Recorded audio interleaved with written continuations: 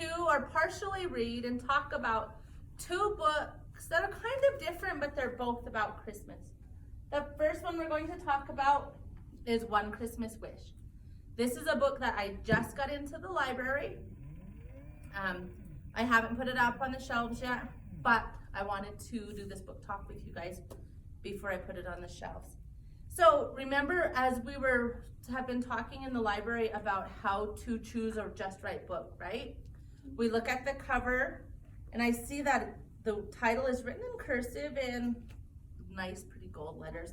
There's a picture of a little boy riding a horse, and you know I'm gonna like that because it's about a kid riding a horse, right? We love horses. We turn the book over and we read the synopsis. This book's a little bit different because it has a synopsis in the back and on the front cover. So we're going to read both of those before we read the first couple pages. A shooting star, he whispered. He closed his eyes and clenched his fist and crossed his toes and bit down on his tongue. His father always said, when you wish, you have to wish with every inch of your heart. And that's from the story One Christmas Wish. Also going to look at the synopsis in the front. Remember, the synopsis gets you hooked, right? It makes you want to read a little bit more of the book.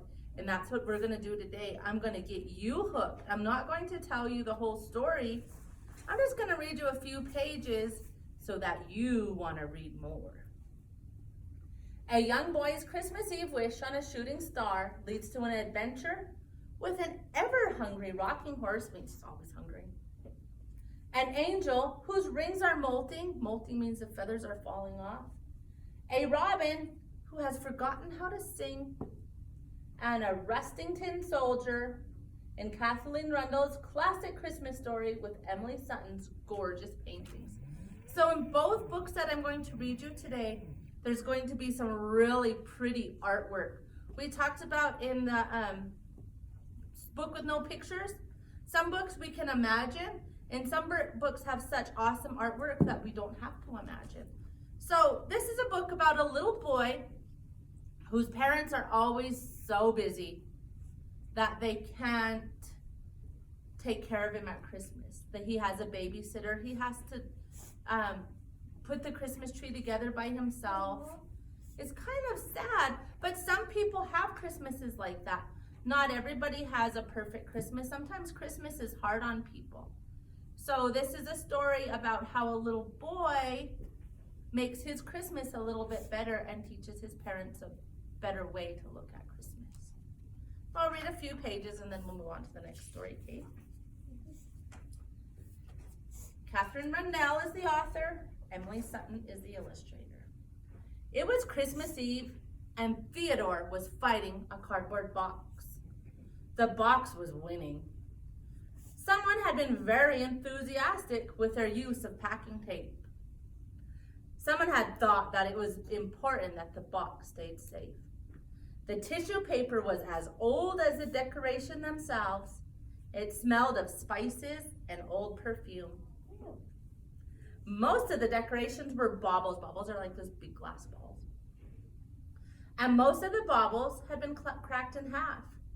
Theo frowned as he looked out as he took them out. You should not be able to cut yourself on Christmas, he muttered. That's not in any of the Christmas carols, because Christmas is supposed to be all happy, but sometimes it's kind of hard on people. But at the bottom of the box were 4 decorations that were different. A rocking horse, a robin, a robin's a little bird with a red chest, right? A tin soldier with a drum, and an angel. The angel's wings were molting, the feathers were falling off, and the soldier's drum had rusted. The robin had developed a bald spot, and the rocking horse's rockers had been partly eaten by a woodworm, kind of like a moth that eats worms, or eats wood. Theo hung them on the tree next to the lights that didn't light. He wasn't tall enough to reach the high branches, so he started throwing an angel on top of the tree. When that didn't work, he wedged her in the branches. He arranged the broken baubles the best he could.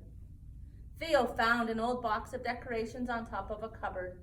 His parents had no time to buy new decorations. They had no time to buy a turkey. Both of them were at work. An envelope with gift cards inside was the only present under the tree. So all they got was gift cards because they were so busy. Theo tried to fold the envelope into a more exciting shape, but it didn't help much. You mustn't stay up too late, his parents said. We'll be home tonight. But as soon as you can, you absolutely promise? We promise, his mother had stroked his cheek with one hand. Her other hand was hunting in her purse for her phone. The babysitter will cut you a nice big slice of fruitcake. Won't that be nice? Theo made a face. Nobody in the world actually likes fruitcake, he thought. But he was a polite boy, so he only said, why isn't Mrs. Goodyear babysitting me? She didn't give a reason, his father had said. She only said she couldn't tonight, and she's getting rather old anyways. The neighbors say she's becoming a little peculiar. Peculiar means a little strange. I like her. Actually, he said, I love her. Sometimes Mrs. Goodyear talked to herself, but she gave him chocolate cake with cheese, which is surprisingly delicious. And she sang to him at bedtime. His parents had asked the babysitter to help Theo put up decorations, but she had fallen asleep at the kitchen table with her nose pressed against her phone. There's that phone again. Everybody's just worried about their phones, huh? My mom. Like your mom. Theo swallowed. He looked out the window because it was less difficult than looking at his tree. As he looked, he saw a star. It was soaring across the sky, blinking red and green. A shooting star, he whispered. He closed his eyes and clenched his fists and crossed his toes and bit down on his tongue. His father always said, when you wish, you have to wish with every inch of your heart. Theo thought about his heart beating hard under his 4 layers of sweaters. The house was cold because Theo couldn't reach the button for the heating system. He wished with every inch of heart he had. I want not to be alone tonight, he thought. It's sad he's alone before Christmas, right? I wish for someone to be with. I wish to be unalone. He hoped shooting stars did not care about grammar, because unalone's not really a word. He wished so hard that his skin prickled and it tingled on his head spun. Behind him, the tree rustled. Theo whipped around. The tin soldier was unhooking the loop that held him to the branch, swinging down from the tree. The angel was trying to fly. Her wings were too threadbare to catch the air, so she sat there, looking half excited and half annoyed. Flapping. The robin's wings, on the other hand, worked beautifully, but a twist of wire at his feet was keeping him fixed to the tree. The rocking horse was trying to chew through the string. Its tongue kept getting in the way. Excuse me, said the rocking horse. Could you unhook me? Theo closed his eyes. The world, he thought, had gone mad. He counted to 10 and opened them. But the world was still there. The decorations still there. The tin soldier was sitting on his shoe and singing a marching song. That's all I'm going to read about that one. Are you interested in reading more? Yeah. Does it sound like it's something that we want to read more about? Yeah. I wonder what happens. I wonder if they really, those decorations really come alive. Do you think they do? Mm-hmm. I wonder if he has a wonderful Christmas adventure. I see. You think so? Make a quick prediction. Sophia, what do you think is going to happen in this story? I don't. You don't know? Anybody have a prediction? What's your prediction?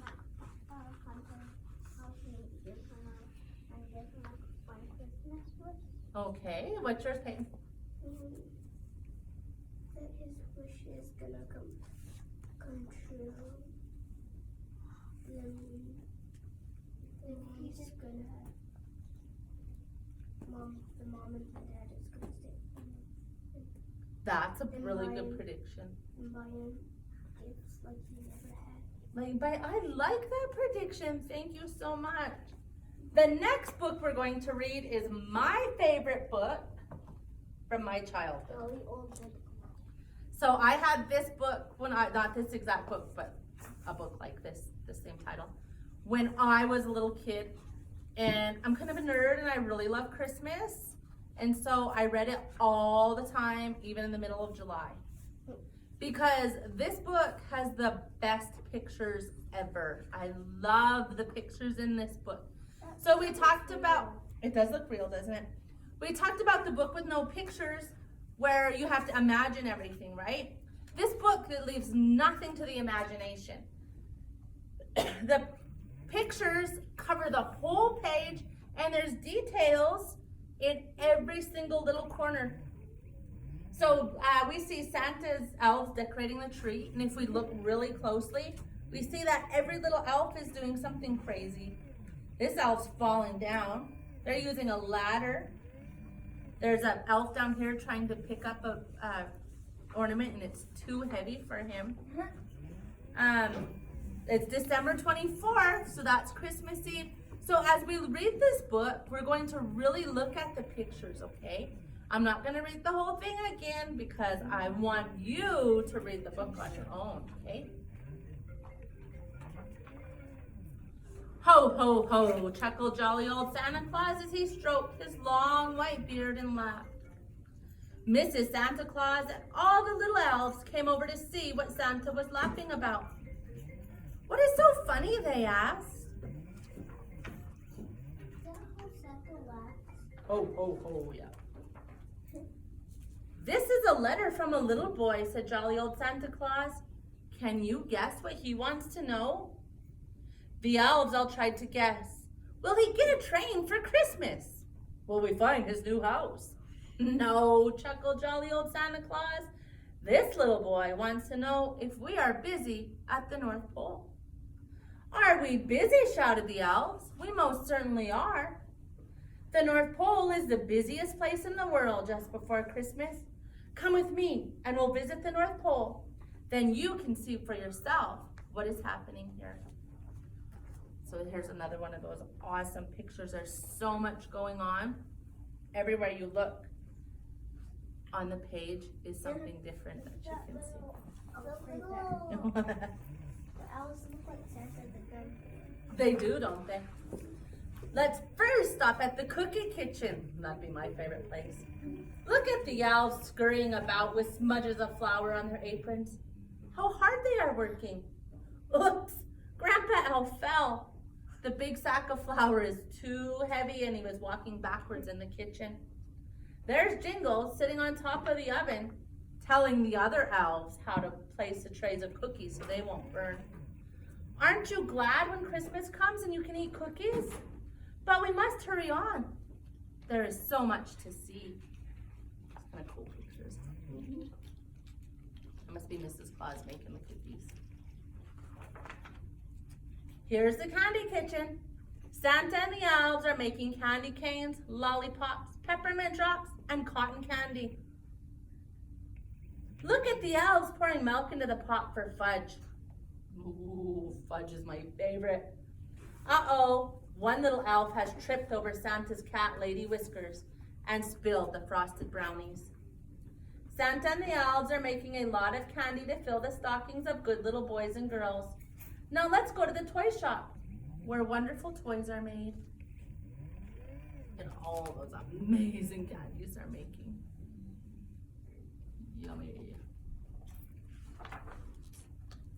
Isn't this a wonderful place? Everyone is busy, except for Lazy Elf. He is riding the rockabye pony when he should be working. Jolly old Santa Claus is checking his list of toys. Airplanes, trains, drums, blocks, dolls, teddy bears, and bouncing balls. There are so many toys to finish before Christmas. Do you see Lady Whiskers? She is Santa's favorite cat. Do you see Merry One falling down the stairs? I think the Jack-in-the-Box frightened him. Look at the clock on the wall. It's getting late. Christmas will be here soon. While the elves are in the toy shop finish the toys, let's see about the Christmas tree. You guys are going to have to see about the Christmas trees on your own.